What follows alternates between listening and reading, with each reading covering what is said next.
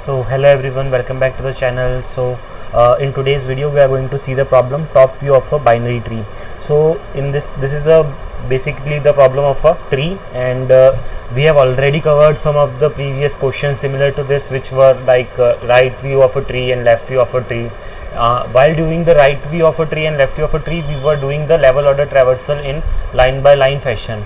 So that was basically much easier than this, but in this case we have to find the top view of a binary tree. So this is a medium level problem and not an easy one, because in this we have to find the logic behind, like how we are going to do this, because this is not going to be very straightforward. So first of all, let's start with our video, and let's start with by understanding the problem statement, that what we need to find in this. Okay, so let's read the problem statement itself. Given below is a binary tree. The task is to print the top view of a binary tree.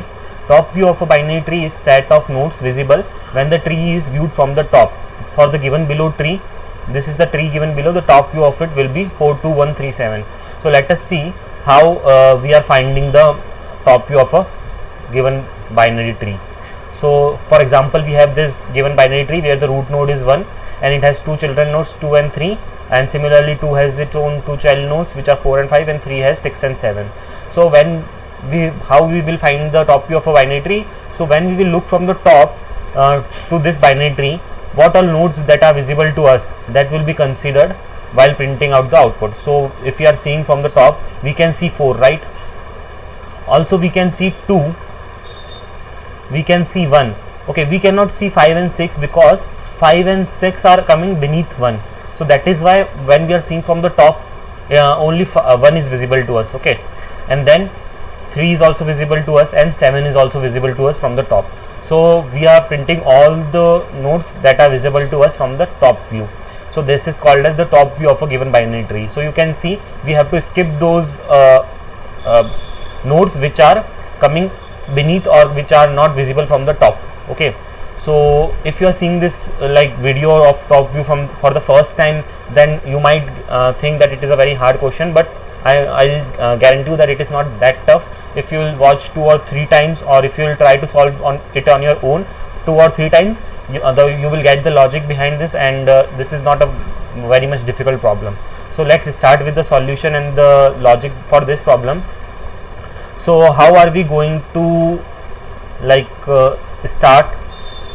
So first of all, what we are going to do is, basically we are going to do level order traversal also in this case also. So we are going to do level order traversal of this given binary tree. The main logic over here is that we have to do level order traversal for each height. So let me explain you. What we are going to do is, we are going to take a map. Okay, so now what this map will contain, this map will basically contain the height. Okay, so for example, when we are doing the level order traversal, right? So when we do level order traversal, what we need is a queue. So we are going to do the level order traversal. So for level order traversal, we know we need a queue. Okay, so we are going to take a queue for level order traversal. Also, the main logic behind this is we are going to mark the positions of each node. For example, all the nodes which are going to lie in this line will be considered as 0 at level or at position 0. Okay, and if we move towards the left side, then what we will do is we will consider the position as -1, and further if we will move towards left side, we will consider at -2 position. So in the similar way, if we will move towards the right side, we will consider this as a position +1, and so on and so forth in the plus direction. So you can see the I have marked the positions for different nodes, right? So any node which is coming under this height will be considered as 0. For example, the nodes which are at position 0 are 1, 5 and 6, because they are all lying in the same line, right? The node which is at position -1 is 2. Node which is at position -2 is 4. Similarly, the node which is at +1 is 3, and the node which is +2 is 7. So now what we are going to do is, while we are going to do the level order traversal, in the queue we are going to store the position of the node as well as the data, the nodes data, right? So when we are initially we are going to insert 1 in our queue, so what we will do is we will insert the position and the data, which is the value of the node. So also in our we are going to update our map every time. So initially when we got our value as 0 and 1, what we are going to do, our key is going to be the position of the node and value is going to be the data. So initially our 0 value will have 0 nothing, and which means that if we have any value as 0, we will update it with the our current value, right? So we have our 0 value as 0, so we are updating it with 1. Okay, so now this is done. So next that we are going to do is we are simply going to do the level order traversal. So while doing the level order traversal, what we do is we pop the this element and we store it into our temporary or current variable. So simply we are going to store it in this, we are going to pop it from the queue, and now we are going to check if this root 1 has any left or right children or not. So root 1 has a left child which is 2, so we are not going to directly insert 2, we are going to insert with by using its position. So minus 1 and 2, and similarly we are going to check if it has any right children. So yes, it has, which is plus 1 and 3. So we are going to insert that value. So now we have our values inserted into a queue. Now we are going to traverse the next value of our queue, which is minus 1 and 2. So minus 1 and 2 we are going to insert it into update our map. Similarly we are going to update our map. So minus 1 initially would have 0 value, so we are going to update it with 2. Okay, so once our map value is updated, we are simply going to pop it, and we are going to insert our children nodes of 2. Okay, so before doing that, we are also going to check update our map for 1 3. So for 1 also, since 1 we are traversing 1 for the first time, so it will have value 0, so we are going to update it with 3. So now we are going to update our queue. So the temporary will now become minus 1 and 2, and minus 1 and so we are going to see if 2 has any children nodes. So yes, we have 4 and 5. So for 4 we know that the height is or the position is minus 2, so we are going to update it as minus 2 and 4, and for 5 we know it is 0 and 5, so we are going to update this also. So now once this is done, our minus 1 and 2 is completely traversed. Now we are going to move towards our next value, which is 1 and 3. So we have already updated our map for 1 and 3. Now we are going to see if 1 and 3 has any children nodes or not. So yes, 1 and 3 has children nodes, which are 6 7. So we are going to update it, so which will be 0 6 and 2 7. So once this is done, we will pop our value from the queue, and also we are going to update our temp variable, which is minus 2 and 4. So now we got the values minus 2 and 4, so we are going to update it into our map. So since we are traversing minus 2 for the first time, we are going to update 0 by 4. So once our map is also done, we are going to check if 4 has any children nodes or not. So 4 does not have any child nodes, so we are going to simply pop it and update our temp variable. So next is 0 and 5. So again we have to update our map. So we can see that now the 0 already has a value which is 1. Okay, so which means that the value of 0 is already updated, so we are not going to do any change in this case. Okay, so we are simply going to move forward, simply going to pop this and going to move forward. Why we are doing this? This is the main logic of this code, because if we are updating it for the 5, then we will get 5 in our output. We have to update it in such a way that our 5 should not come in our map, and while giving the output, 5 should not present in the output. So that is why we have just skipped 5, because the position at which 5 is coming is already updated by 0 or 1, right? So already 1 has came to that position, which means that while looking from the top, we will only see 1 and not any other value. Similarly, so let's update our temp variable, which is for 0 and 6. So for 0 and 6 also we can see that 0 is already updated, the value for 0 is already updated, so we are not going to update it and we are going to move forward. So the next value that we have is 2 and 7. So we are going to see if 2 has any value. So no, 2 does not have any value, so 2 will initially have the value 0, So while traversing for the first time, we will update its value as 7. Okay, so now we have traversed our queue entirely, and the queue is empty now. So what we are going to do is we will come out of our while loop, and we are simply going to return our values which are present in our map.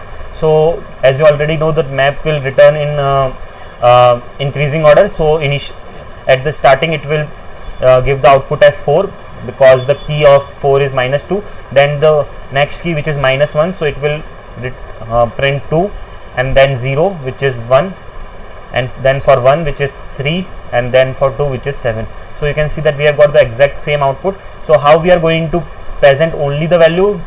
We can simply do it by printing map.second. So this will give us the second value of the map, which is the value part. Okay, so this is the main logic. So let me revise it quickly once again. What we are doing in this case: initially we have our tree, so we have marked the positions in the tree. How we are marking the positions?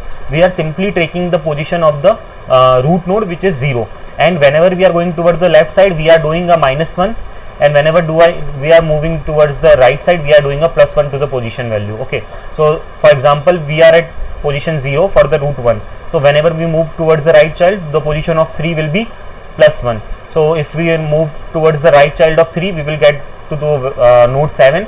Then the height for this will be the +1 of the previous position, which is the +1 will give us +2. So the position of node 7 will be +2. So in this way we have found the positions. Then we are simply doing the level order traversal for each node, and while doing the level order traversal, we are always making a note of position value, and we are updating it into our map, so that once we have entirely traversed our queue, we have our answer stored in our map. So let's see the code now. So you can see we have a function vector top view. So why we have taken the return type as vector? Because we have to store our answer in our vector. Okay, so that is why we have created a vector int v for storing our answer, final answer, and then we have created a map of type int comma int m. Why int comma int? Because we have to store position as well as the data value of the node. Okay, so the next thing that we have created is a queue. Also in the queue we have seen that our queue will be of type node comma int, because in the first value of the queue we are storing the what do we say, that is the node value, and then in the second value we are storing the position. Okay, so that is why we have taken this type of queue, and this is the base condition where we have written if root equals to null, then we are simply returning our vector. So this is the base condition that we always write while doing the level order traversal. So initially what we have done is we have inserted our root node into our queue. So what we have done is q dot push root comma 0. Why 0? 0 is considered as the height, the position of this particular root node. So that is why. So one thing to note, while doing the traversal, I have considered position as the first place and root as the second place. But in the code we are considering root data value as the first and the position as the second. It doesn't matter much. You can keep anyway, right? So let's move back to the code. So here we are writing the while condition, which is for doing the level order traversal. So we are going to run this while loop until and unless our queue gets empty. So once this is done, what we are going to do is we are going to take node t, and we are going to store the first value of the queue into that. That is q dot front dot first, which means that we will have our node value in it, and int h will have the position value. So t at this point of time will have 1 and h will have 0. So once this is done, what we will do is we will pop the front of the queue, and when our front of the queue is popped, we are going to check if the map contains, if m of h is equals to 0, this means that if the map value already has a value or not. So initially we know that while we are traversing any particular node for the first time, our position value will be 0 for that. So simply if it is 0, what we are going to do is we are going to update the map value by t of data, which means that we are going to update it by data of the particular node. So and then afterwards we are simply doing the left and right traversal to check if the particular given node has any left or right children. If if it has a left children, what we are going to do is we are simply going to push it into the queue, and if it has any right children, we are going to simply push it into the queue. So one more thing to note is, while pushing into the queue, what we are doing is we are pushing t of left h minus 1. So this is what I have told while explaining the logic also, that if we have to push any left child, what we are going to do is we are going to do height or position minus 1, where here h represent position. Okay, so we are doing position minus 1, which means that it will automatically update our position value for each node. So in the similar way, we will update our position value for the right node also, that is h plus 1. So once we have traversed the entire queue and our queue gets empty, so and after that we will have our answer stored in our map, because while doing every iteration we are updating our map value, right? So if there is any particular node that we are traversing for the first time for a particular position, then we are updating its value in the map. If it is already traversed by a particular other node, then we are not going to update it, and once we have entirely traversed our queue, we have our answer stored in our map. So here what we have done is we have taken a